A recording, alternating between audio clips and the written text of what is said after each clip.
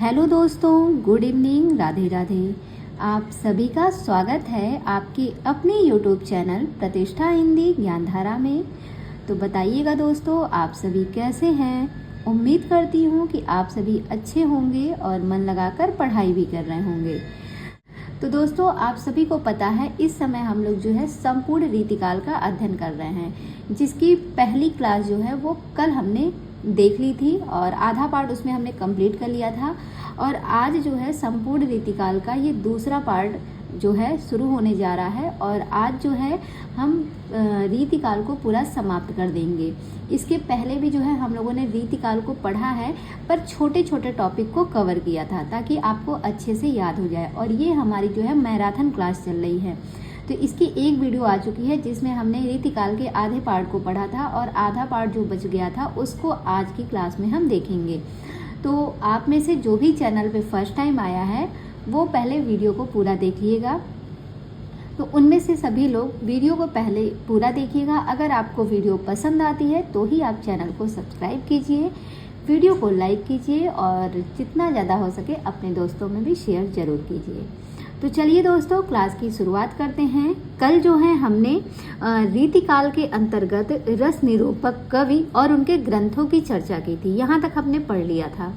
अब हमें पढ़ना है कि हिंदी के जो प्रमुख रीतिबद्ध कवि हैं उनकी कौन कौन सी रचनाएं हैं। देखिए, कुछ रीतिबद्ध कवियों को हमने कल की क्लास में पढ़ा था और उनकी रचनाओं को भी देखा था और उन्हीं कवियों के बारे में यहाँ पे भी दिया गया है। तो जिन जिन कवियों के बारे में हमने पीछे अध्ययन कर लिया है उसको यहाँ पे हम नहीं पढ़ेंगे, बाकी जो अलग से हैं उन कवियों को और उनकी रचनाओं को देखेंगे। तो आइए देखते हैं। सबसे पहले बात करें चिंतामणि की।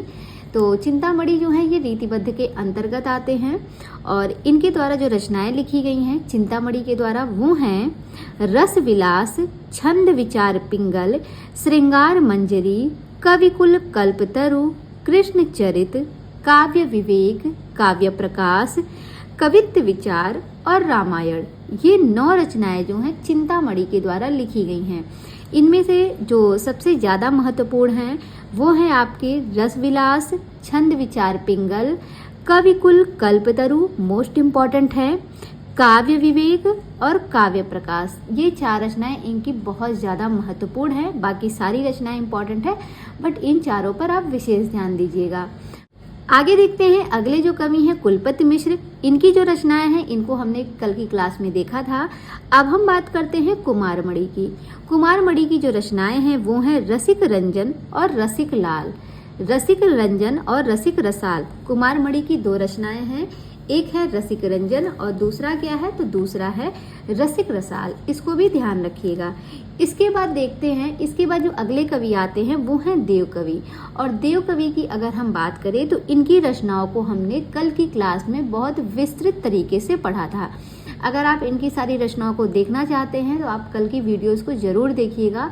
और इसके पहले अगर आप ट्रिक से याद करना चाहते हैं तो आप पुरानी वीडियोस पे जाइएगा, वहाँ पे मैंने हर एक पॉइंट को ट्रिक से याद कराया है, तो वो आपके लिए बहुत उपयोगी सिद्ध होगी। तो वो क्लास आप जरूर देखिएगा। आगे बढ़ते हैं। अगले जो कवि हैं वो हैं सोमनाथ जी। सोमनाथ की बात करें तो इनकी जो रचनाएं हैं वो हैं रस पीयूष निधि, श्रृंगार विलास, कृष्ण लीलावती, पंचाध्यायी, सुजान विलास, माधव विनोद। ये सारी की सारी रचनाएं सोमनाथ के द्वारा लिखी गई हैं। ये भी इम्पॉर्टेंट हैं। आगे बात करेंगे भिखारी दास की। भिखारी दास की भी रचनाओं को हमने कल की क्लास में देखा है, लेकिन भिखारी दास बहुत ही महत्वपूर्ण है, इसलिए इनकी रचनाओं को एक बार हम फिर से पढ़ते हैं। पहले है रसारांश, काव्य निर्णय, श्रृंगार निर्णय, छंदारणो पिंगल, शब्द नाम कोश, विष्णु पुराण भाषा और शतरंज शतिका। इसमें जो है काव्य निर्णय इनका मोस्ट इम्पॉर्टेंट है, शब्द नाम कोश इनका इम्पॉर्टेंट है और शतरंज शतिका। ये 3 ग्रंथ इनके बहुत ही महत्वपूर्ण हैं भिखारी दास के, याद रखिएगा। आगे बात करते हैं, जो अगले कवि हैं वो है रसिक गोविंद। रसिक गोविंद की रचनाएं हैं रसिक गोविंदानंद घन, पिंगल, रसिक गोविंद, युगल रस माधुरी, समय प्रबंध, लक्ष्मण चंद्रिका और अष्टदेश भाषा। अष्टदेश भाषा इनकी याद रखिएगा, इम्पॉर्टेंट है। किसकी है? रसिक गोविंद की है। इनकी भी सारी रचनाएं जो हैं अपने आप में बहुत ही महत्वपूर्ण है, क्योंकि यहाँ से भी परीक्षा में जो है प्रश्न देखने को मिला हुआ है। आगे बढ़ते हैं। अगले जो कवि हैं वो हैं प्रताप शाही। प्रताप शाही की बात करें तो यहाँ से देखिएगा इनकी जो रचनाएं हैं, यहाँ से नेट में प्रश्न बने हुए हैं। तो इनकी जो रचनाएं हैं वो हैं व्यंग्यार्थ कौमुदी 1825 ईस्वी में लिखी गई, काव्य विलास 1809 ईस्वी की रचना है, जयसिंह प्रकाश, श्रृंगार मंजरी, श्रृंगार शिरोमणि, अलंकार चिंतामणि, काव्य विनोद, जुगल नक्षिक, ये सारी की सारी रचनाएं किसके द्वारा लिखी गई हैं? तो ये प्रताप शाही के द्वारा लिखी गई हैं रचनाएं।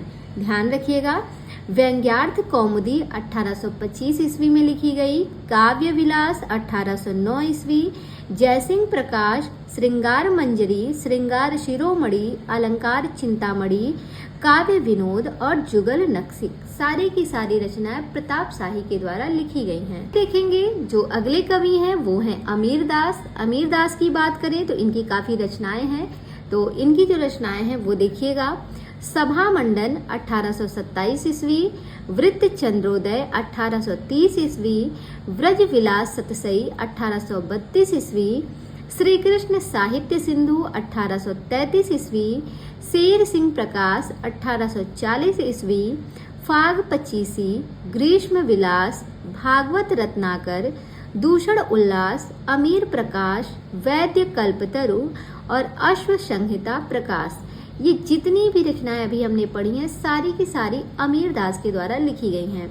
और अगर आप इन सारी रचनाओं को ट्रिक से याद करना चाहते हैं तो आप मेरी पुरानी वीडियोस को जरूर देखिएगा। मैं बार बार बता रही हूँ कि ये जो हमारी मैराथन क्लास चल रही है इसमें जो है हम ट्रिक वगैरह नहीं बता रहे हैं, लेकिन अगर आपको ट्रिक से चीज़ों को याद करना है तो आप मेरी जो छोटी छोटी वीडियोस आई हैं, पुरानी नहीं कह सकते हैं उसको, लेकिन हाँ कुछ दिन की हो गई हैं तो वो पुरानी में ही गिनती होंगी, तो आप जाके वहाँ से देख सकते हैं। आपको ज़्यादा कुछ नहीं करना है, चैनल की प्लेलिस्ट में जाइएगा, वहाँ पे आपको संपूर्ण रीतिकाल वाली जो प्लेलिस्ट मिलेगी, जब आप उसको ओपन करेंगे तो उसमें जो है रीतिकाल से संबंधित सारी वीडियोस पड़ी हैं।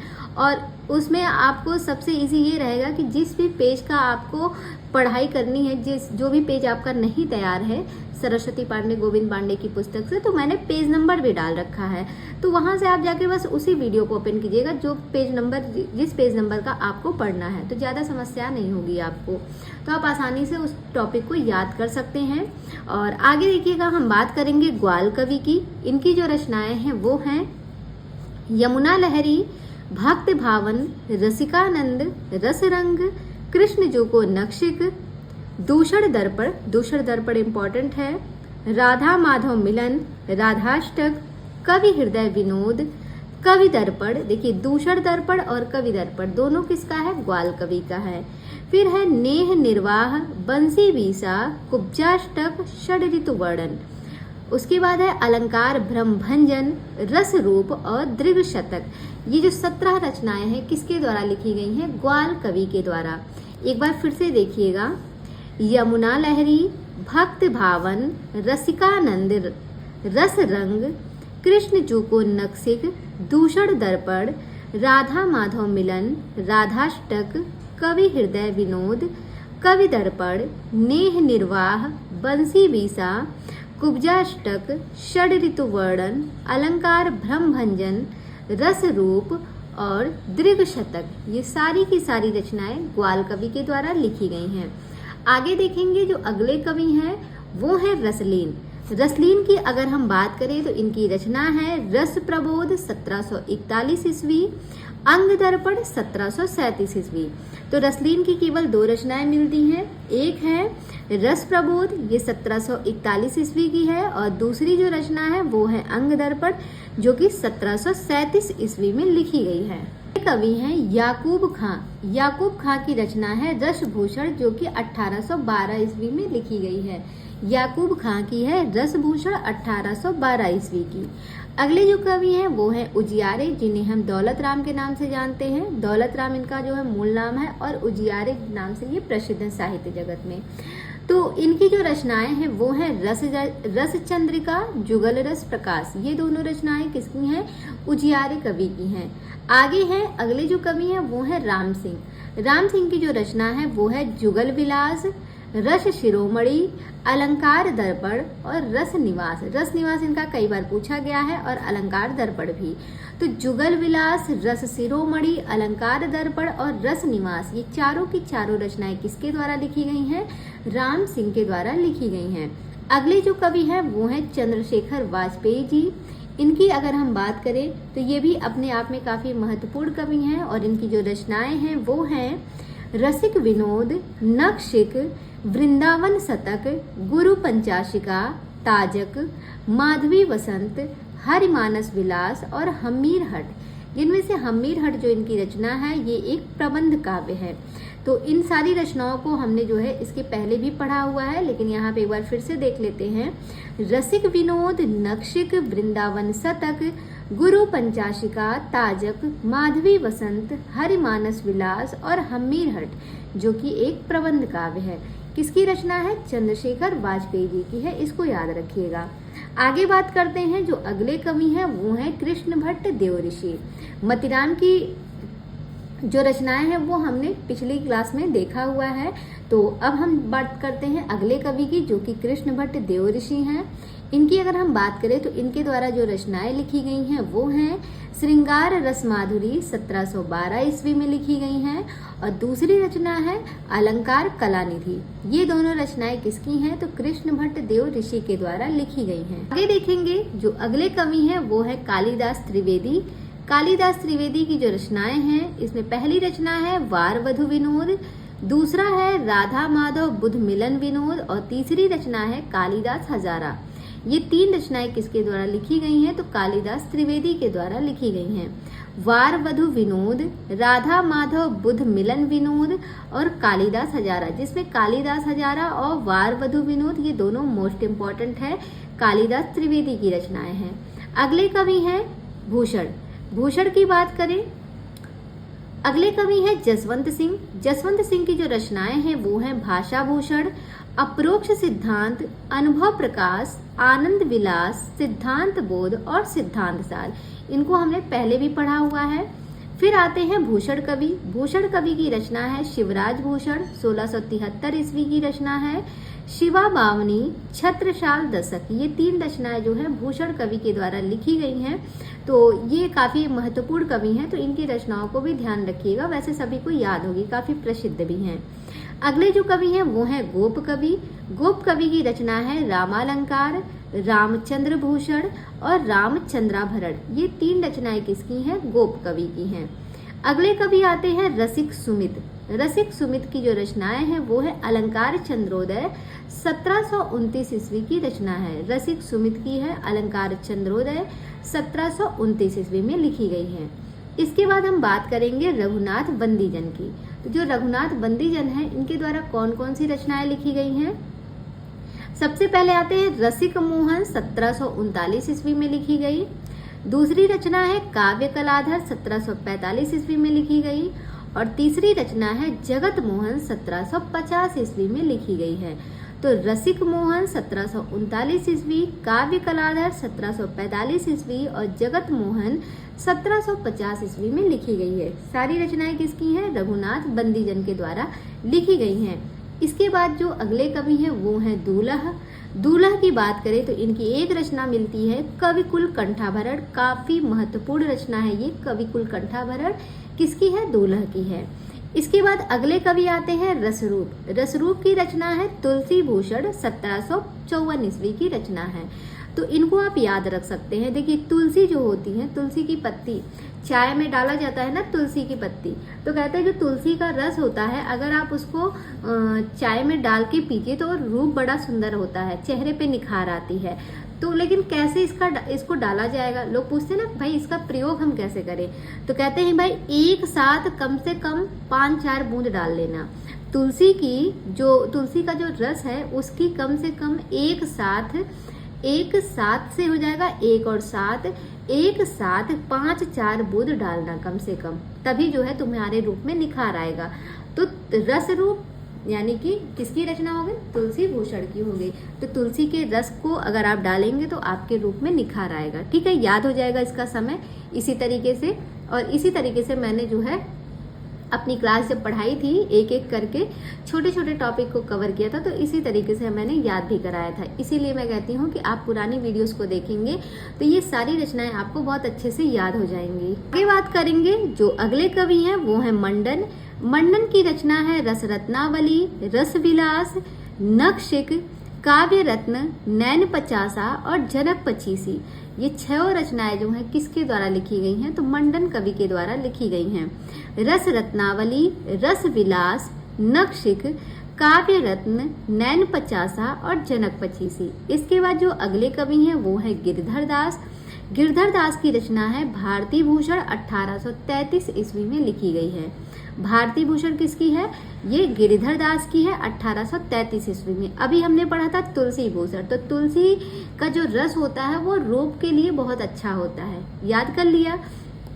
यहाँ पे है भारती भूषण, तो भारती जो है वो गिरधर के आभूषणों पर क्या करती है? अपनी तिरछी तिरछी नजरें डालती हैं। जो भारती हैं वो गिरधर के आभूषणों पर अपनी तिरछी तिरछी नजरें डाली है, यानी कि भारती भूषण किसकी हो गई? गिरधर दास की हो गई। तिरछी तिरछी से 1833 हो गया इनका समय। अगले जो कवि हैं वो हैं भूषण मुरलीधर। इन्होंने जो रचनाएं लिखी हैं वो हैं छंदो हृदय प्रकाश, 1666 ईस्वी की है, अलंकार प्रकाश, 1648 ईस्वी की। ये 2 रचनाएं जो हैं भूषण मुरलीधर के द्वारा लिखी गई हैं। छंदो हृदय प्रकाश 1666 ईस्वी, अलंकार प्रकाश 1648 ईस्वी।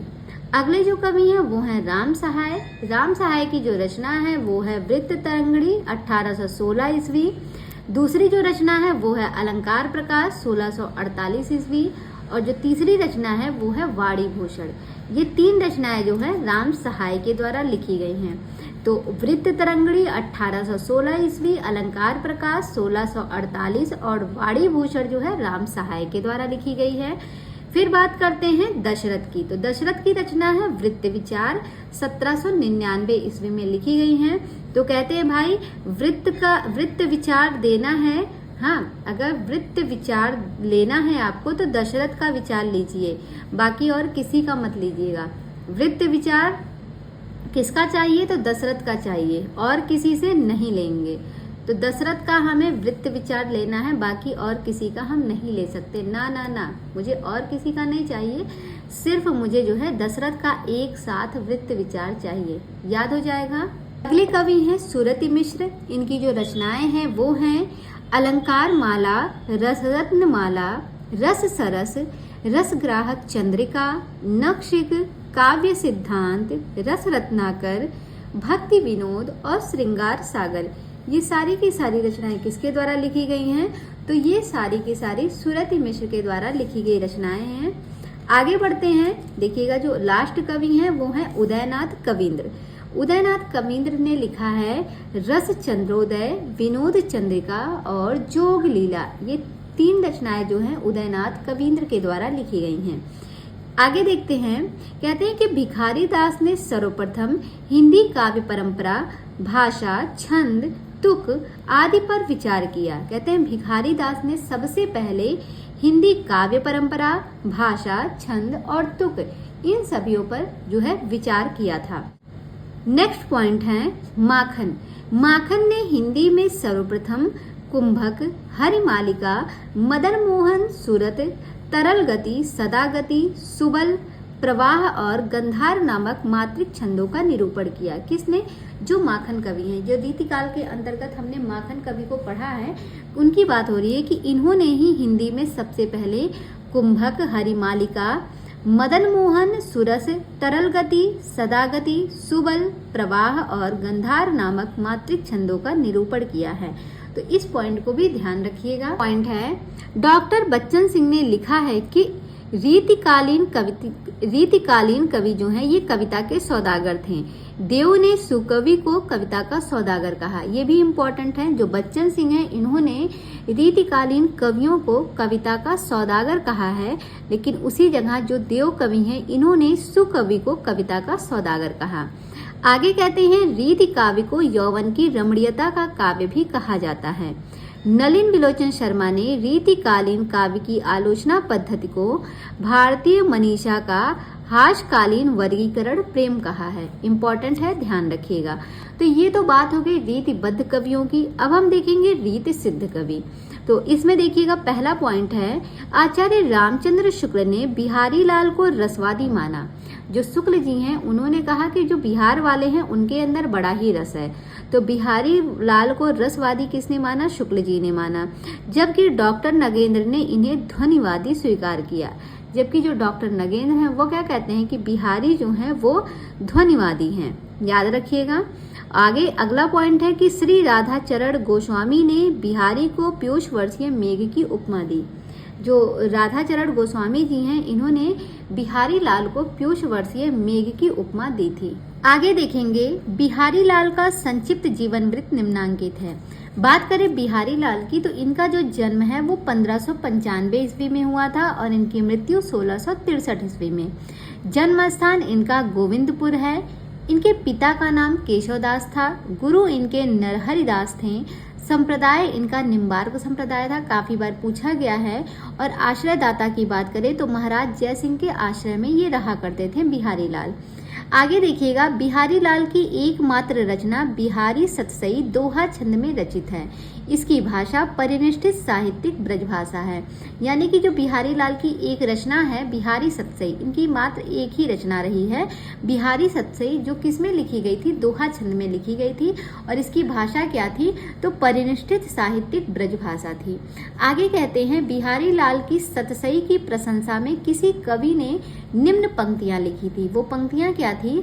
सतसैया के दोहरे ज्यों नावक के तीर और देखन में छोटे लगे बेधे सकल शरीर। ये वाली जो लाइन है ये बिहारी की जो रचना है बिहारी सतसई, इसी की प्रशंसा में किसी कवि ने ये वाली लाइन लिखी थी। अगला पॉइंट है कि डॉक्टर जॉर्ज ग्रियर्सन के अनुसार यूरोप में बिहारी सतसई के समकक्ष कोई रचना नहीं है। ऐसा डॉक्टर जो जॉर्ज ग्रियर्सन है उनका कहना है कि यूरोप में बिहारी सतसई के समकक्ष कोई रचना नहीं है। आगे देखेंगे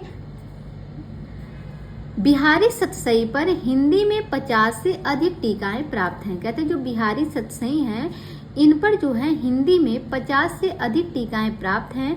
बिहारी लाल के पुत्र कृष्णलाल कवि ने बिहारी सतसई की टीका सर्वप्रथम सवैया छंद में ब्रजभाषा में लिखी थी। यानी कि जो बिहारी सतसई जो रचना है इस पर अगर टीकाओं की बात करें तो 50 से अधिक टीकाएं इस पर लिखी गई हैं। और सबसे पहली जो टीका लिखी गई थी वो बिहारी लाल के जो पुत्र थे जिनका नाम था कृष्णलाल, इन्होंने जो है बिहारी सतसई की टीका लिखी थी। लेकिन किसमें लिखा था? वो ये जो है सवैया छंद में लिखे थे, लेकिन भाषा वही रखी थी जो पिताजी की भाषा थी, यानी कि ब्रज भाषा इनकी भी थी, लेकिन इन्होंने छंदों में परिवर्तन किया। इन्होंने सवैया छंद में लिखा था और जो पिताजी थे वो दोहे छंद में लिखे थे। आगे देखेंगे कि बिहारी सतसई की अन्य टीकाकार कौन कौन से हैं। तो सबसे पहले वही आते हैं कृष्णलाल कवि, जिन्होंने जो टीका लिखी थी वो लिखी थी कृष्णलाल की टीका। और विशेषता क्या थी कि प्रत्येक दोहे का सवैया में विवेचन किया गया। काफी इंपॉर्टेंट भी है क्योंकि सबसे पहली टीका उनके बेटे ने ही लिखी थी।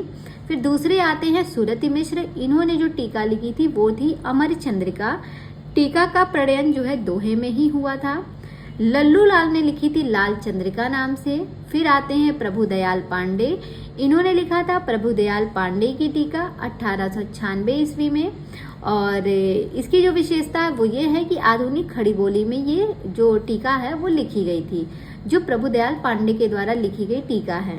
इसके बाद अगले कवि आते हैं अंबिका दत्त व्यास, इन्होंने लिखा है बिहारी बिहार। काफी बार पूछा गया है, इम्पोर्टेंट है। बिहारी बिहार किसकी रचना है? तो अंबिका दत्त व्यास की है। बिहारी सतसई पर इन्होंने टीका लिखी थी बिहारी बिहार। और इसमें जो है दोहे के भावों का रोला छंद में पल्लवन किया गया। अगले कवि आते हैं पद्म सिंह शर्मा। जो पद्म सिंह शर्मा है इन्होंने जो है संजीवनी भाष्य नाम से टीका लिखी। और विशेषता क्या थी? तुलनात्मक पद्धति में अर्थ निरूपण किया गया। तुलनात्मक पद्धति में अर्थ निरूपण किया गया पद्म सिंह शर्मा के द्वारा। और टीका जो लिखी थी वो थी संजीवनी भाष्य नाम से टीका। अगले जो कवि हैं वो है आनंदीलाल शर्मा जी। आनंदीलाल शर्मा ने लिखा था फिरंगे सतसई, जो कि फारसी भाषा में लिखी गई है। फिरंगे सतसई किस भाषा में है? फारसी भाषा में लिखी गई है। ये सारी की सारी रचनाएं बिहारी की जो रचना है बिहारी सतसई उस पर लिखी गई टीकाएं हैं। और अगले जो लास्ट हैं वो है जगन्नाथ दास रत्नाकर, इन्होंने लिखा है बिहारी रत्नाकर 1921 ईस्वी में। समय को ध्यान रखिएगा, यहाँ से समय जो है वो पूछा जाता है। आगे कहते हैं हिंदी खड़ी बोली में सर्वश्रेष्ठ टीका जो है ये इन्हीं के द्वारा लिखी गई है, जगन्नाथ दास रत्नाकर के द्वारा। आगे देखिएगा बिहारी सतसई का अन्य भाषा में किया गया अनुवाद निम्नांकित है। अभी तक तो हम इनके टीकाओं को पढ़ रहे थे, बिहारी सतसई जो रचना है उस पर कई लोगों ने टीकाएं लिखी थी। अब हम देखेंगे बिहारी सतसई जो रचना है इसका अन्य भाषा में अनुवाद किया गया था। तो किसने किस भाषा में अनुवाद किया? सबसे पहले आते हैं पंडित परमानंद जी, इन्होंने जो है इस रचना का जो है बिहारी सतसई का संस्कृत भाषा में अनुवाद किया था और नाम क्या दिया था? श्रृंगार सप्तशती। फिर दूसरे कवि आते हैं मुंशी देवी प्रसाद प्रीतम, इन्होंने जो है उर्दू भाषा में जो है बिहारी सतसई का अनुवाद किया था और नाम क्या दिया था? गुलदस्त बिहारी। ये दोनों पॉइंट इंपॉर्टेंट है। आगे कहते हैं कि बिहारी लाल के समस्त दोहों की संख्या 719, किंतु जगन्नाथ दास रत्नाकर ने इनके दोहों की जो संख्या है वो कितनी मानी है? 713 मानी है। और अगर शुक्ल जी की बात करेगा तो शुक्ल जी ने, यहाँ पे ऐड कर लीजिएगा कि शुक्ल जी ने जो है बिहारी लाल के दोहों की संख्या कितनी मानी है? तो इन्होंने 700 मानी है। और टोटल मतलब ऑल ओवर अगर पूछा जाए तो बिहारी लाल के समस्त दोहों की जो संख्या है वो 719 बताई गई है। जगन्नाथ दास रत्नाकर ने इनकी संख्या 713 बताई है, लेकिन शुक्ल जी के अनुसार 700 इनके दोहों की संख्या बताई गई है। आगे देखेंगे बिहारी सतसई पर सर्वाधिक प्रभाव निम्न कवियों का पड़ा है। बिहारी सतसई पर जो है सबसे ज्यादा प्रभाव किन किन कवियों का पड़ा है उनको हम देखेंगे। तो सबसे पहले जो कवि आते हैं वो हैं अमरुक। अमरुक की बात करें तो इनकी रचना है अमरुक शतक। भाषा इनकी क्या है? तो इनकी भाषा जो है वो है संस्कृत भाषा। अगले कवि हैं हाल, जिन्हें हम शालिवाहन के नाम से जानते हैं। इन्होंने लिखा था गाथा सप्तशती जो कि प्राकृत भाषा में है। और तीसरी रचना है, तीसरे जो कवि हैं वो हैं गोवर्धनाचार्य, इन्होंने लिखा है आर्या सप्तशती जो कि संस्कृत भाषा में लिखी गई है। नेक्स्ट पॉइंट है संस्कृत के आचार्य बलदेव उपाध्याय ने लिखा है हाल गाथा के, गोवर्धन आर्या के तथा बिहारी दोहे के बादशाह हैं। तो इस पॉइंट को याद रखिएगा, किसने जो है हाल को गाथा का बादशाह माना है कि जो हाल कवि हैं वो गाथा के बादशाह हैं, तो ये बलदेव उपाध्याय ने माना है। गोवर्धन जी जो है गोवर्धनाचार्य, ये जो है आर्या के बादशाह हैं, ये भी किसने बताया? बलदेव उपाध्याय ने। और बिहारी को दोहों का बादशाह किसने कहा? तो ये भी बलदेव उपाध्याय ने कहा। आगे बात करेंगे कि शुक्ल जी ने बिहारी के संदर्भ में कुछ निम्न बातें कही हैं, उन कथनों को देखते हैं। जिसमें जो पहला कथन है वो है श्रृंगार रस के ग्रंथों में जितनी ख्याति और जितना मान बिहारी सतसई का हुआ उतना और किसी का नहीं। इसका एक एक दोहा हिंदी साहित्य में एक एक रत्न माना जाता है। याद रखिएगा, ये जो बिहारी लाल हैं उनके संदर्भ में शुक्ल जी का कथन है। दूसरा जो कथन है ये काफी महत्वपूर्ण है। कथन है कि यदि प्रबंध काव्य एक विस्तृत वनस्थली है तो मुक्तक एक चुना हुआ गुलदस्ता है। ये कथन जो है बिहारी लाल के संदर्भ में शुक्ल जी के द्वारा कहा गया है और काफी महत्वपूर्ण भी है। अगला जो कथन है वो है बिहारी की रस व्यंजना का पूर्ण वैभव उनके अनुभावों के विधान में दिखाई पड़ता है। ये कथन भी शुक्ल जी के द्वारा कहा गया है। फिर अगला है कि बिहारी की कृति का मूल्य जो बहुत अधिक आंका गया है उसे अधिकतर रचना की बारीकी या काव्यांगों के सूक्ष्म विन्यास की निपुणता की ओर ही मुख्यतः दृष्टि रखने वाले पारखियों के पक्ष से समझना चाहिए, उनके पक्षों से समझना चाहिए जो किसी हाथी दांत के टुकड़े पर महीन बेल बूटे देख घंटों वाह वाह किया करते हैं, पर जो हृदय के अंतस्थल पर मार्मिक प्रभाव चाहते हैं, किसी भाव की स्वच्छ निर्मल धारा में कुछ देर अपना मन मग्न रखना चाहते हैं, उनका संतोष बिहारी से नहीं हो सकता। ये इतना लंबा चौड़ा कथन काफी इम्पोर्टेंट है, शुक्ल जी के द्वारा बिहारी के संदर्भ में कहा गया है। इसके बाद जो अगला पॉइंट है वो है कि भावों का बहुत उत्कृष्ट और उदात्त स्वरूप बिहारी में नहीं मिलता। कविता उनकी श्रृंगारी है पर प्रेम की उच्च भूमि पर नहीं पहुंचती, नीचे ही रह जाती है। ये जो कथन है ये भी शुक्ल जी के द्वारा किसके संदर्भ में कहा गया है, तो बिहारी के संदर्भ में कहा गया है। आगे बात करेंगे वृंद के संदर्भ में। कहते हैं जो वृंद है इनका पूरा नाम वृंदावन था। जो वृंद जिसे हम वृंद के नाम से जानते हैं, अगर इनका पूरा नाम पूछे तो इनका पूरा नाम वृंदावन था। इनका जन्म मेड़वे में हुआ तथा इनके पिता का नाम श्री रूप था। वृंद के आश्रयदाता औरंगजेब तथा किशनगढ़ के महाराज जय सिंह थे। ये दो लोगों के आश्रय में थे, एक तो औरंगजेब और दूसरे किशनगढ़ के महाराज जय सिंह थे। आगे कहते हैं वृंद की जो प्रमुख रचनाएं हैं वो कौन कौन सी हैं, तो सबसे पहले इनकी रचना आती है 12 मासा 1668 ईस्वी में लिखी गई। इसमें 12 महीने का वर्णन किया गया है। दूसरी है भाव पंचासिका 1686 की है। श्रृंगार के विभिन्न भावों का वर्णन प्रस्तुत है इस रचना में। अगली रचना है नयन पचीसी 1686 की है। नेत्रों द्वारा प्रकट विभिन्न भावों का वर्णन इसमें प्रस्तुत किया गया है। फिर है पवन पचीसी 1691 ईस्वी। षड ऋतु का 56 छंद में वर्णन किया गया है। उसके बाद अगली रचना है श्रृंगार शिक्षा। ये जो है 1691 में लिखी गई है और विषय वस्तु जो है वो है आभूषण एवं श्रृंगार के साथ नायिकाओं का वर्णन इसमें प्रस्तुत किया गया है। और लास्ट रचना है यमक सतसई। ये जो है ये 1706 ईस्वी में लिखी गई है और विषय वस्तु की बात करें तो 715 छंदों में यमक अलंकार का वर्णन इसमें प्रस्तुत किया गया है। जो यमक सतसई है 1706 में लिखी गई है और 715 छंदों में यमक अलंकार का वर्णन देखने को मिलता है। तो यहाँ पे जो है सारी की सारी रचनाएं किसके द्वारा लिखी गई हैं, ये वृंद कवि के द्वारा लिखी गई हैं। आगे देखेंगे हिंदी के अन्य प्रमुख रीतिकालीन कवियों की रचनाएं निम्नलिखित हैं। सबसे पहले आते हैं रसनिधि, जिन्हें हम पृथ्वी सिंह के नाम से जानते हैं। इनकी जो रचनाएं हैं वो हैं रतन हजारा, विष्णुपद कीर्तन, कवित्त, 12 मासा, रसनिधि सागर और हिंडोला। ये सारी रचनाएं जो हैं रसनिधि के द्वारा लिखी गई हैं। वही रसनिधि जिन्हें हम पृथ्वी सिंह के नाम से जानते हैं। इसके बाद जो अगले कवि हैं वो हैं नेवाज, काफी इंपॉर्टेंट हैं। नेवाज की रचना है शकुंतल नाटक, कई बार परीक्षा में पूछी गई है। इसके बाद जो अगले कवि हैं वो हैं हठी जी। हठी जी की रचना है श्री राधा सुधा शतक। इसमें 103 छंदों में ये रचना लिखी गई है। श्री राधा सुधा शतक हठी जी की रचना है। इसके बाद बात करेंगे राम सहाय भगत की। राम सहाय भगत की रचना है राम सतसई, वाणी भूषण, वृत्त तरंगड़ी और ककहरा। ककहरा को ध्यान रखिएगा, ये ककहरा भी किसकी रचना है, राम सहाय की है। फिर आते हैं बेनी वाजपेयी, इन्होंने लिखा है फुटकर छंद। और लास्ट में आते हैं जो अगले कवि हैं वो हैं पजनेश।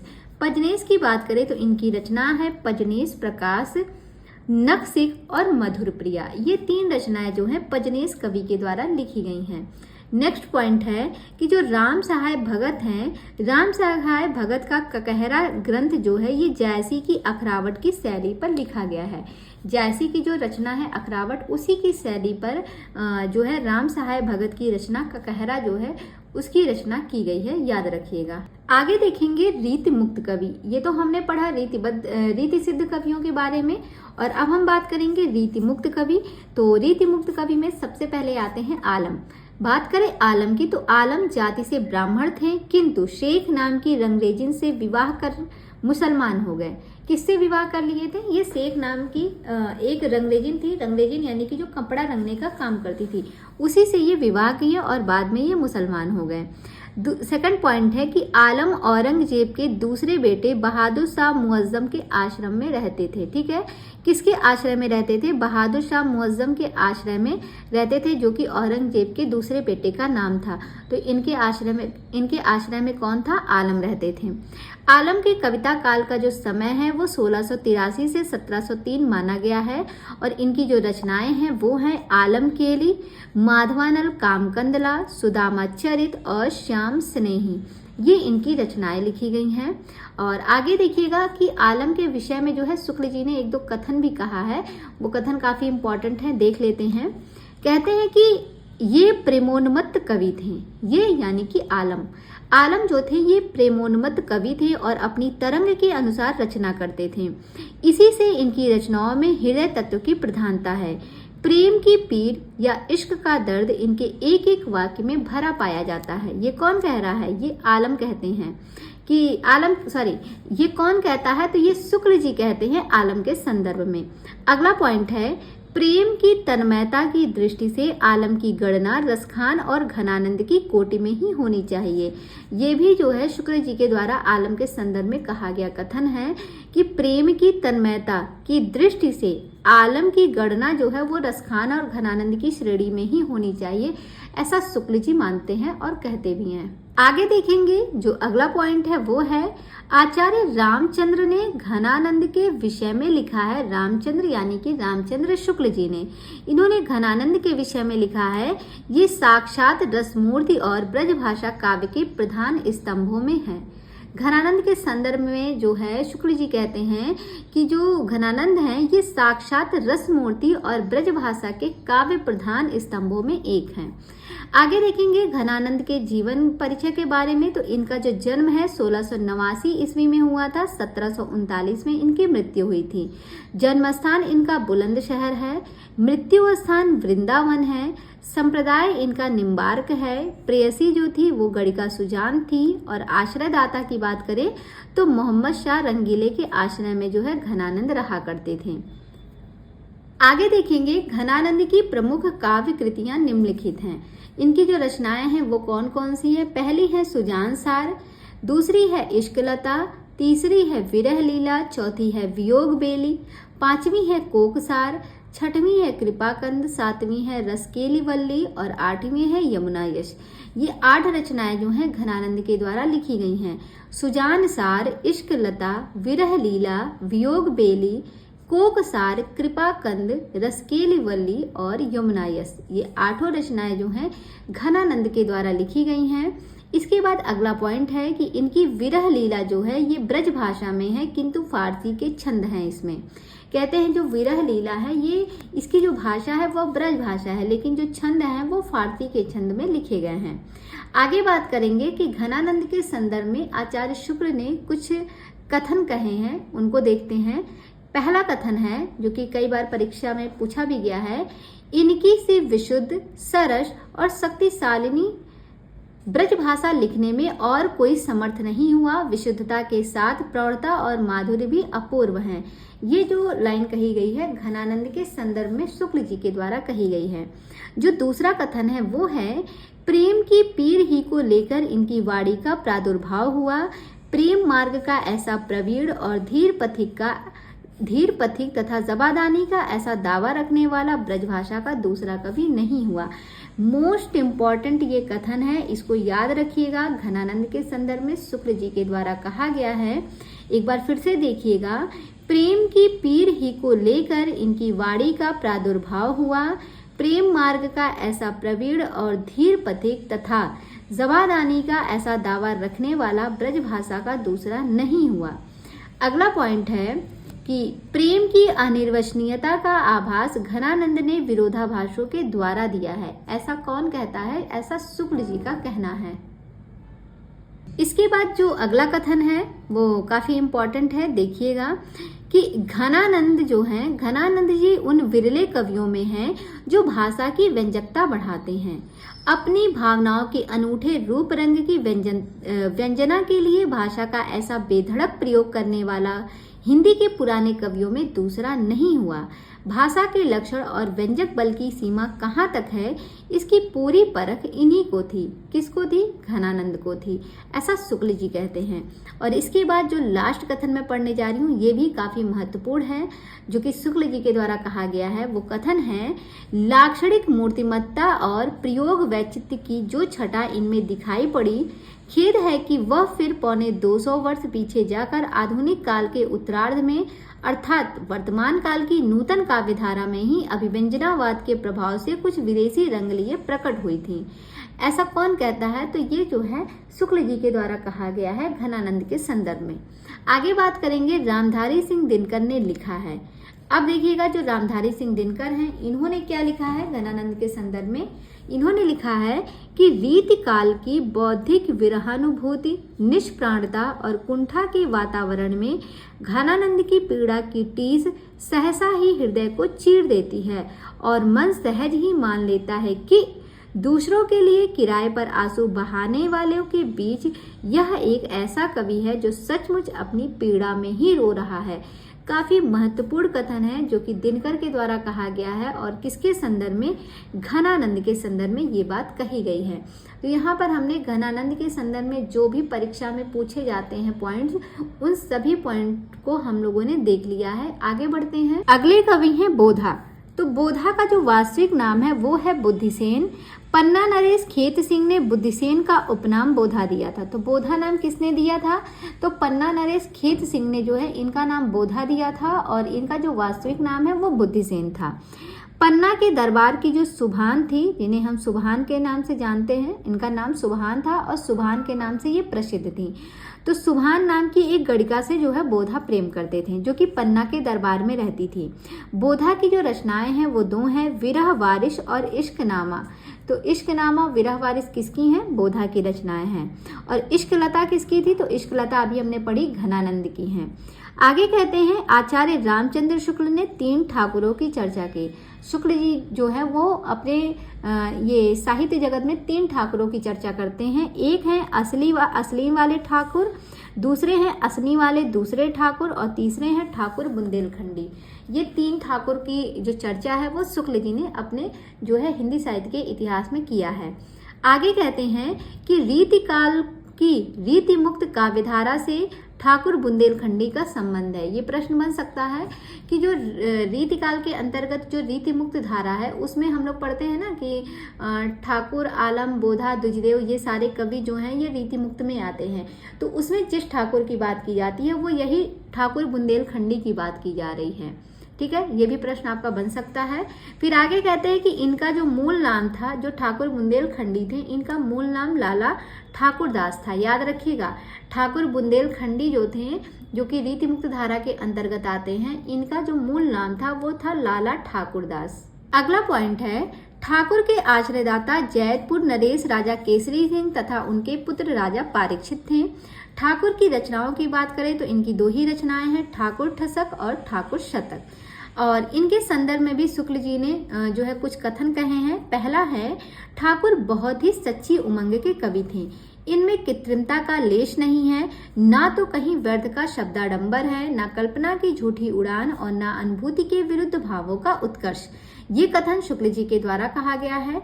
दूसरा कथन है कि ठाकुर प्रधानतः प्रेम निरूपक होने पर भी लोक व्यवहार के अनेकादर्शी कवि थे।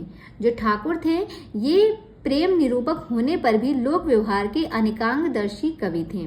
तो ठाकुर के संदर्भ में ये कुछ महत्वपूर्ण बातें थीं। आगे बात करेंगे द्विजदेव, जिन्हें हम महाराज मानसिंह के नाम से जानते हैं और साहित्य जगत में ये द्विजदेव के नाम से प्रसिद्ध हैं। ये अयोध्या के महाराज थे। मानसिंह जो हैं ये अयोध्या के महाराज थे। द्विजदेव की प्रमुख रचनाएं जो थीं वो श्रृंगार लतिका और श्रृंगार बत्तीसी हैं। एक है श्रृंगार लतिका और दूसरी श्रृंगार बत्तीसी। किसकी है? द्विजदेव की रचनाएं हैं। आगे देखेंगे कि द्विजदेव के विषय में भी जो है शुक्ल जी ने कुछ कथन कहे हैं। पहला जो कथन कहा गया वो है कि ब्रज भाषा के श्रृंगारी कवियों की परंपरा इन्हें अंतिम प्रसिद्ध कवि समझना चाहिए। किसी? द्विजदेव को। कहते हैं कि ब्रज भाषा के श्रृंगारी कवियों की परंपरा में इन्हें अंतिम प्रसिद्ध कवि समझना चाहिए। जिस प्रकार लक्षण ग्रंथ लिखने वाले कवियों में पद्माकर अंतिम प्रसिद्ध कवि हैं, उसी प्रकार समुचित श्रृंगार परंपरा में ये इनकी सी सरस और भावमयी फुटकल श्रृंगारी कविता फिर दुर्लभ हो गई। ये द्विजदेव के संदर्भ में शुक्ल जी का कहना है। और अगला कथन है कि ऋतु वर्णनों में इनके हृदय का उल्लास उमड़ पड़ता है। किसके हृदय का उल्लास? द्विजदेव के। कहते हैं ऋतु वर्णनों में इनके हृदय का उल्लास उमड़ पड़ता है। जो द्विजदेव हैं इनके हृदय का उल्लास उमड़ पड़ता है जब ये ऋतुओं का वर्णन करते हैं, ऐसा शुक्ल जी का कहना है। इसके बाद अब हम बात करेंगे रीतिकाल की अन्य काव्य प्रवृत्तियां एवं उनके कवि, जिसमें हम सबसे पहले देखेंगे नीति काव्य। नीति काव्य की जब हम बात करते हैं, इसमें जो इम्पोर्टेंट कवि हैं वो हैं सम्मन। सम्मन की बात करें तो सम्मन एक नीतिकार हैं। इनका जन्म 1777 ईस्वी में हुआ था। जाति से ये ब्राह्मण थे। इनकी जो रचनाएं हैं वो हैं स्फुट दोहा और पिंगल काव्य भूषण। ये 2 रचनाएं सम्मन कवि के द्वारा लिखी गई हैं। इसके बाद जो अगले आते हैं वो हैं दीनदयाल गिरी, जो कि काफ़ी महत्वपूर्ण है। 1802 में जन्म हुआ था, 1858 में मृत्यु हुई थी। जाति से ये गोसाई थे। इनकी जो रचनाएं हैं वो आप देख सकते हैं। इनकी रचनाएं हैं अन्योक्ति कल्पद्रुम 1855, अनुराग बाग 1831, वैराग्य दिनेश 1849, विश्वनाथ रत्न 1822 और दृष्टांत तरंगड़ी 1822 ईस्वी में लिखी गई रचनाएं हैं। किसके द्वारा लिखी गई हैं? दीनदयाल गिरी के द्वारा लिखी गई हैं। इसके बाद अगला पॉइंट है कि बैताल ने सभी कुंडलियों की रचना विक्रम को संबोधित करके लिखी है। इस पॉइंट को ध्यान रखिएगा कि बैताल ने जो है सभी कुंडलियां जो हैं इसकी रचना जो की थी वो विक्रम को संबोधित करके इन्होंने लिखी थी। आगे बात करेंगे वीर काव्य की। वीर काव्य में हम देखेंगे कि रीतिकाल के अंतर्गत कुछ प्रबंधात्मक वीर काव्यों की भी जो है रचना की गई थी। और इसमें अगर हम बात करें तो सबसे पहले आते हैं लाल कवि, जिन्हें हम गोरेलाल के नाम से जानते हैं, और इन्होंने जो रचना लिखी थी वो है छत्र प्रकाश, जो कि एक वीर काव्य है। तो ये काफी इंपॉर्टेंट है। इसके बाद आते हैं सूदन। तो सूदन ने लिखा था सुजान चरित, ये भी इंपॉर्टेंट है। और अगले जो है वो है जोधराज। जोधराज की रचना है हम्मीर रासो, ये भी एक वीर काव्य है और काफी प्रसिद्ध रचना है। तो ये भी इंपॉर्टेंट है, जो कि रीतिकाल के अंतर्गत लिखी गई थी। इसके बाद हम बात करेंगे भक्ति काव्य की। भक्ति काव्य में सबसे पहले हम देखेंगे संत काव्य को। संत काव्य में देखिएगा जो पहला पॉइंट दिया गया है वो है यारी साहब का मूल नाम यार मोहम्मद था। ये बावरी संप्रदाय के प्रसिद्ध संत थे। कहते हैं जो यारी साहब हैं इनका मूल नाम यार मोहम्मद था और ये बावरी संप्रदाय के प्रसिद्ध संत थे। सेकंड पॉइंट है तो यारी साहब के बारे में यही बात दी गई है। फिर है दरिया साहब। दरिया साहब का जो जन्म है 1664 ईस्वी में हुआ था, 1780 में इनकी मृत्यु हो गई थी। ये मूलतः जो है बिहार के रहने वाले थे और इनकी जो रचनाएं हैं वो हैं ज्ञानदीप और दरिया सागर। ये इनके बारे में कुछ जो है इम्पोर्टेंट पॉइंट था। फिर बात करते हैं जगजीवन दास की। तो इनका जो जन्म है वो 1670 में हुआ था और 1761 में इनकी मृत्यु हुई थी। ये दादू दयाल के शिष्य थे और सतनामी संप्रदाय के ये प्रवर्तक भी थे। जगजीवन दास जी जो थे ये सतनामी संप्रदाय के प्रवर्तक थे। जगजीवन दास के प्रमुख शिष्यों की बात करें तो गोविंद साहब, भीखा साहब और पलटू साहब थे। सतनामी संप्रदाय की जो प्रधान गद्दी है ये बाराबंकी जिले के कोटवा नामक स्थान पर है। किसकी? सतनामी संप्रदाय की जो प्रधान गद्दी है। आगे देखेंगे जगजीवन दास की जो प्रमुख रचनाएं हैं वो है प्रथम ग्रंथ, ज्ञान प्रकाश, शब्द सागर, आगम पद्धति, महाप्रलय, प्रेम पंथ, अगविनाश। ये सारी की सारी रचनाएं किसके द्वारा लिखी गई हैं? तो जगजीवन दास के द्वारा लिखी गई हैं। इसके बाद जो है आपके आते हैं चरणदास। चरणदास का जन्म जो है 1703 ईस्वी में हुआ था, 1782 में मृत्यु हुई थी और इन्होंने चरणदासी संप्रदाय का प्रवर्तन किया था। चरणदास जी ने। चरणदास जो है अपना गुरु किसको मानते थे? सुखदेव मुनि को अपना गुरु मानते थे। चरणदासी संप्रदाय की 52 शाखाएं हैं और ये 52 शाखाएं इनके 52 शिष्यों ने स्थापित की थी। इनके जो प्रमुख ग्रंथ बताए गए हैं वो हैं अमरलोक अखंड धाम वर्णन, अष्टांग योग, ज्ञान स्वरोदय, धर्म जहाज, पंचोपनिषद, ब्रज चरित्र, ब्रह्म ज्ञान सागर शब्द, भक्ति सागर, मन विकृतिकरण गुटका सार, मन विकृतिकरण गुटका सार, योग संदेह सागर और भक्ति पदार्थ। ये सारी की सारी रचनाएं किसके द्वारा लिखी गई हैं? तो ये चरणदास के द्वारा लिखी गई हैं। इसके बाद जो है अगला पॉइंट है शिव नारायण। जो शिव नारायण है इनका जन्म 1617 ईस्वी में हुआ था और 1791 में इनकी मृत्यु हुई थी और इन्होंने जो है शिव नारायणी संप्रदाय का प्रवर्तन किया था। शिव नारायण जो है ये संत दुखारन दास को अपना गुरु मानते थे। किसको मानते थे? संत दुखारन दास जो है ये इनके गुरु थे शिव नारायण जी के। आगे बात करेंगे तुलसी साहब की। ये इंपॉर्टेंट है तुलसी साहब, इनको ध्यान रखिएगा।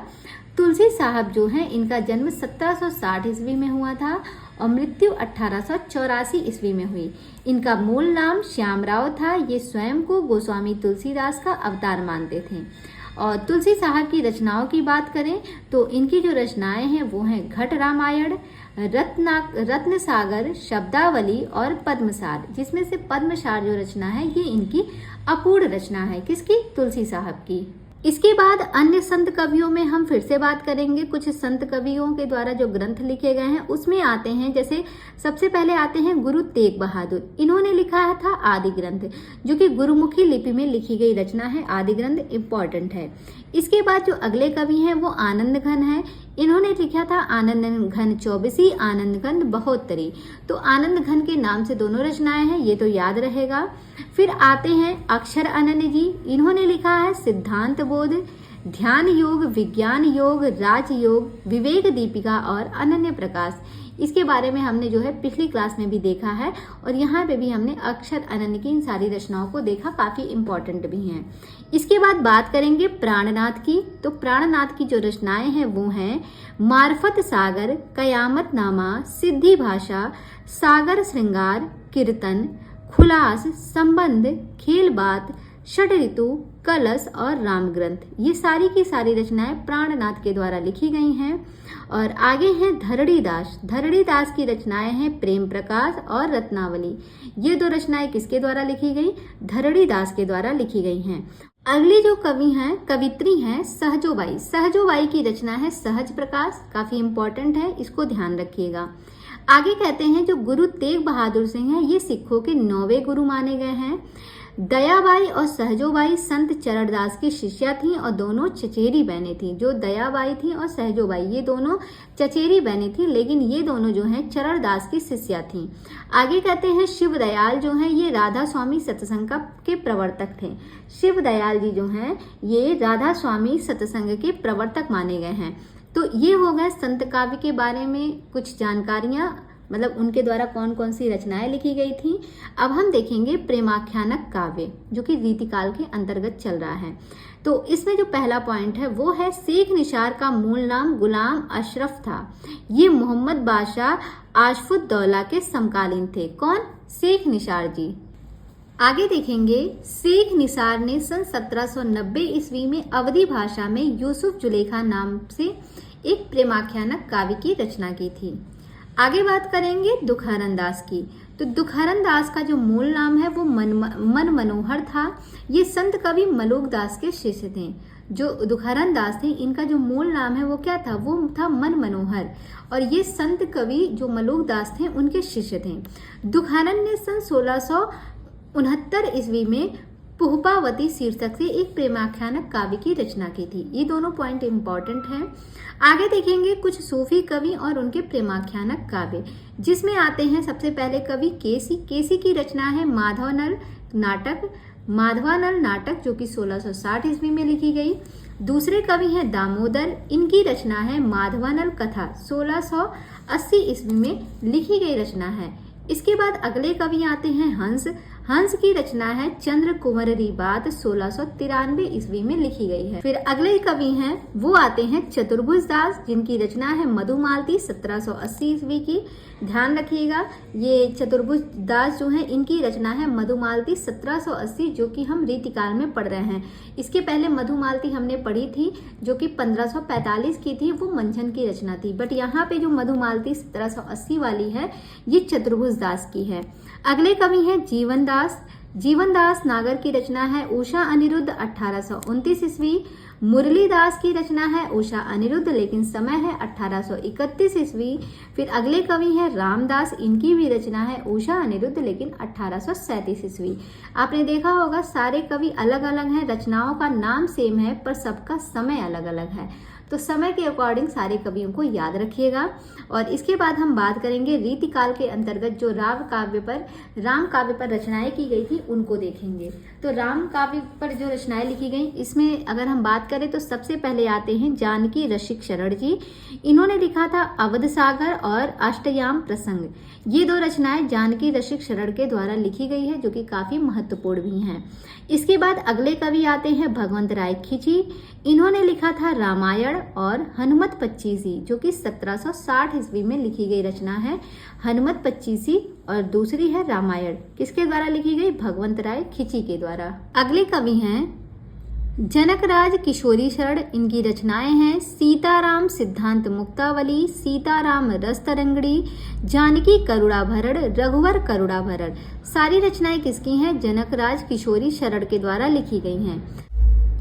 अगले कवि हैं नवल सिंह। नवल सिंह की रचनाएं हैं रामचंद्र विलास, आलह रामायण, आध्यात्म रामायण, रूपक रामायण, सीता स्वयंवर, राम विवाह खंड, नाम रामायण, रामायण सुमिरनी और मिथिला खंड। ये सारी रचनाएं नवल सिंह के द्वारा लिखी गई हैं। अगली जो कवि हैं वो है विश्वनाथ सिंह। इनकी रचनाएं हैं आनंद रघुनंदन नाटक, काफी इंपॉर्टेंट है, और दूसरी है रामचंद्र की सवारी। ये दोनों विश्वनाथ सिंह की रचनाएं हैं।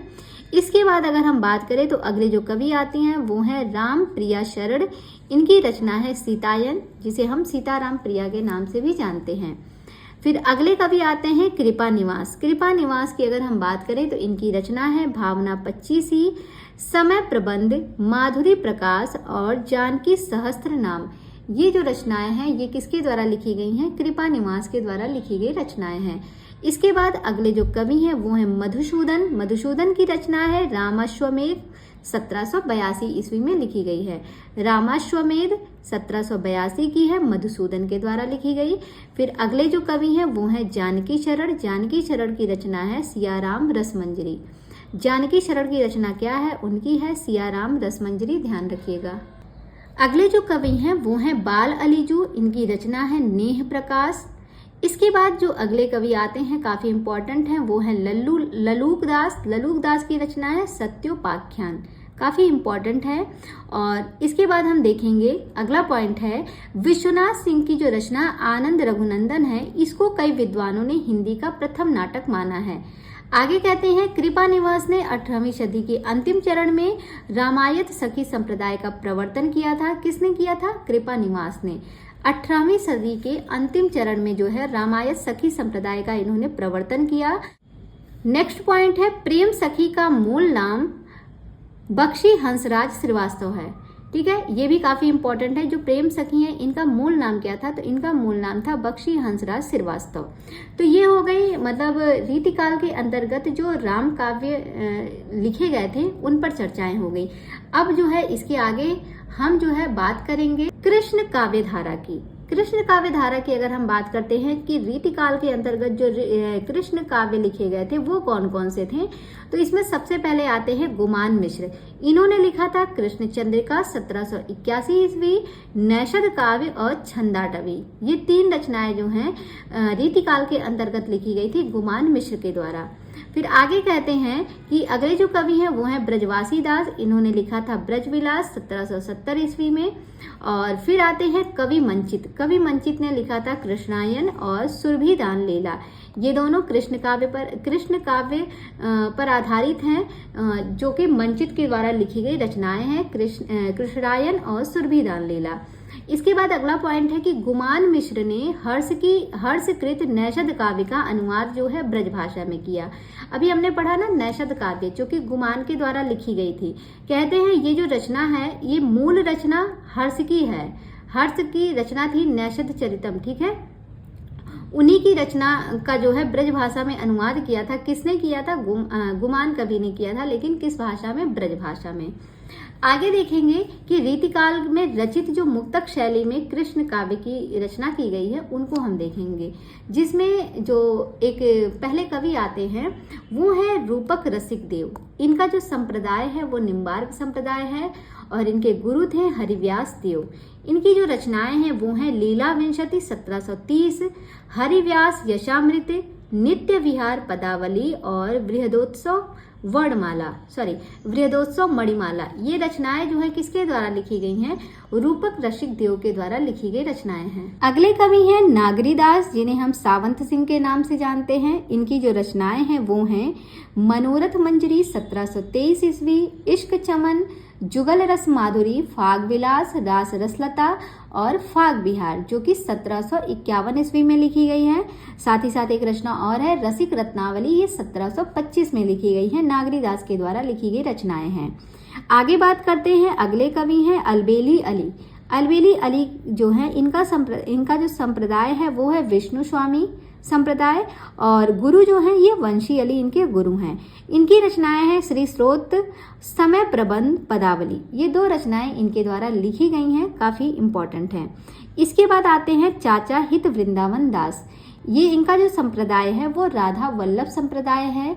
इनकी रचनाओं की बात करें तो रचनाएं हैं लाड सागर, ब्रज प्रेमानंद सागर, जुगल स्नेह पत्रिका, कृपा अभिलाष बेली और 5वीं रचना है भ्रमर गीत। ये 5 रचनाएं किसके द्वारा लिखी गई हैं? चाचा हित वृंदावन दास के द्वारा लिखी गई रचनाएं हैं। और लास्ट में आते हैं और अगले कवि आते हैं भगवंत रसिक, जिनका संप्रदाय जो है वो सखी संप्रदाय है। गुरु हैं इनके ललित मोहनी दास। इनकी जो रचनाएं हैं वो हैं अनन्य निश्चयात्मका ग्रंथ। अनन्य निश्चयात्मका ग्रंथ ये किसके द्वारा लिखी गई हैं? भगवंत रसिक के द्वारा लिखी गई रचनाएं हैं। आगे देखेंगे जो अगले हैं वो हैं सुंदरी कुंवरी बाई। इनका जो संप्रदाय है वो राधा वल्लभ संप्रदाय है। रचनाएं इनकी है नेह निधि, संकेत युगल और भावना प्रकाश। ये 3 रचनाएं इनके द्वारा लिखी गई हैं। फिर आगे बात करते हैं अगले कवि प्रेम सखी की। प्रेम सखी जो है ये सखी संप्रदाय से हैं। प्रेम सखी जी ने कृष्ण काव्य पर भी रचनाएं की थी और राम काव्य पर भी रचनाएं की हैं। आप लोगों ने देखा है, यहाँ पे हम कृष्ण काव्य को देख रहे हैं। तो जो प्रेम सखी हैं, पहले तो जानिएगा इनका जो संप्रदाय है वो सखी संप्रदाय है। इनके गुरु का नाम विजय सखी था और इनकी जो रचनाएं हैं वो है स्नेह सागर, विरह विलास, कृष्ण जू की पाती, 12 मासा, विरह पत्रिका और फाग तरंगिनी। ये सारी की सारी रचनाएं प्रेम सखी के द्वारा लिखी गई हैं। अगले जो कवि हैं वो हैं कृष्णदास। कृष्णदास ने लिखा है माधुर्य लहरी, 1796 ईस्वी की रचना है। अगले कवि आते हैं रत्न कुंवरी। एक तो हमने पढ़ा सुंदरी कुंवरी बाई और यहाँ पे है रत्न कुंवरी। इन्होंने लिखा है प्रेम रत्न 1800 ईस्वी में, जो कि एक प्रबंध काव्य है। प्रेम रत्न कैसी रचना है? एक प्रबंध काव्य है, 1800 में लिखी गई है। अगले कवि आते हैं दामोदर चौधरी उड़दाम जी। दामोदर चौधरी उड़दाम जी, इनकी जो रचनाएं हैं वो हैं उड़दाम प्रकाश, कुबरी किलोल, कान्हा की वंशी, मनमौज सागर और कोरदार बत्तीसी। ये रचनाएं किसके द्वारा लिखी गई? दामोदर चौधरी के द्वारा लिखी गई ये सारी रचनाएं हैं। इसके बाद जो है 1-2 महत्वपूर्ण पॉइंट दिया गया है, इनको भी देख लेते हैं। कहते हैं कि वृंदावन देव जो हैं ये प्रसिद्ध कवि घनानंद के गुरु थे। जो वृंदावन देव हैं जो कि निम्बार्क संप्रदाय में आते हैं, ये घनानंद के गुरु हैं। फिर कहते हैं जो सुंदरी कुंवरी बाई थी ये पीताम्बर दत्त की सुंदरी कुंवरी बाई जो थी वो पीताम्बर दास की उपपत्नी थी। अभी सुंदरी कुंवरी बाई के बारे में हमने पढ़ा, वो पीताम्बर दास की उपपत्नी थी। और रत्न कुंवरी जो है ये राजा शिव प्रसाद सितारे हिंद की दादी थी। जो रत्न कुंवरी के विषय में अभी हमने पढ़ा, जिनकी रचना थी प्रेम रत्न, 1800 ईस्वी में लिखी गई प्रबंध काव्य है। ये जो रत्न कुंवरी थी ये राजा शिव प्रसाद सितारे हिंद की दादी जी थी। फिर हास्य व्यंग्य की बात करें तो हास्य व्यंग्य में जो है रीतिकाल में एक रचना हुई थी, जो कि लिखा किसने था? अली मुहिम खां प्रीतम ने लिखा था। वो रचना थी खटमल बाई सी और यह एक हास्य रस की पुस्तक है। तो याद रखिएगा, काफी महत्वपूर्ण है। हास्य व्यंग्य पर एक रचना लिखी गई थी जो कि रीतिकाल के अंतर्गत रीतिकाल में लिखी गई थी। लिखा किसने था? अली मुहिम खां प्रीतम ने लिखा था। वो उस रचना का नाम है खटमल बाई सी, जो कि हास्य रस की एक पुस्तक है। और इसी के साथ जो है हमारा संपूर्ण रीतिकाल आज जो है वो समाप्त होता है। ये मैराथन क्लास समाप्त होती है और कल से जो है हम आधुनिक युग में चलेंगे। तो प्लीज़ अगर आप सभी को ये क्लास पसंद आई है तो कमेंट करके ज़रूर बताइएगा, वीडियो को लाइक कीजिएगा और जितना ज़्यादा हो सके वीडियो को शेयर कीजिए। और कल से जो है हम आधुनिक काल को देखेंगे और आराम से छोटे छोटे टॉपिक को लेके चलेंगे। फिर जैसे ही आधुनिक काल आपका समाप्त होगा, इसकी भी एक मैराथन क्लास ला दी जाएगी। इससे क्या होता है, आपका रिवीजन हो जाता है। जैसे हमने रीतिकाल को पढ़े तो काफी दिन से हैं, लेकिन हमने इसकी मैराथन क्लास इसलिए ला दी ताकि आपका फिर से जो है, जो आपका भूला भटका हो, वो भी टॉपिक आपका क्लियर हो जाए दोबारा पढ़ने से। तो 2 पार्ट में मैंने इसको पढ़ा दिया है। आप जाके 1-1 घंटे की वीडियो है, आराम से 2 घंटे में पूरा रीतिकाल रिवीजन कर सकते हैं। और इसी तरीके से मैंने आदिकाल को भी पढ़ाया है और भक्तिकाल को भी पढ़ाया है। तो अगर आपके पास ज़्यादा टाइम ना रहे तो एक बार आप मैराथन क्लास को अवश्य देखिए। उससे आपको क्या होगा, आपकी तैयारी बहुत अच्छे से और कम टाइम में ज़्यादा हो जाएगी।